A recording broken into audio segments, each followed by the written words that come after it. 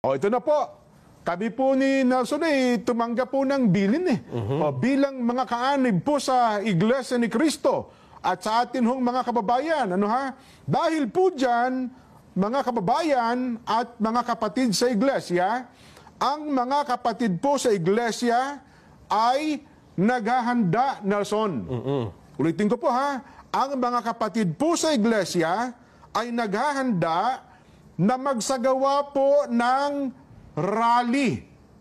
Magsagawa po ng rally upang ipahayag sa lahat ng mga kinauukulan na ang Iglesia ni Cristo ay pabor.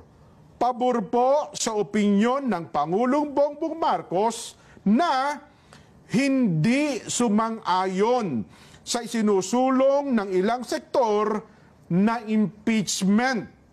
Dahil maraming problema ang ating bansa na dapat pong unahin ng ating pamahalaan. Ang Iglesia ni Cristo po ay para sa kapayapaan. Ayaw namin, ayaw po natin sa anumang uri ng kaguluhan na manggagaling sa kanino mang panig.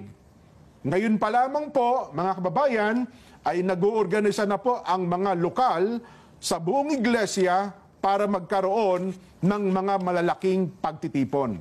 Nelson, para ipakita po at ipahayag, ito pong binabanggit namin na pabor kami sa opinyon ng Pangulong Bongbong Marcos na no to impeachment. Dahil ang daming ang problema ng bansa, hindi ba? Ang dapat po nating unahin, ang problema ng bansa na mas malaki. Yes. Hindi po ang impeachment. At dapat maintindihan nyo rin na ito ay para sa kapayapaan.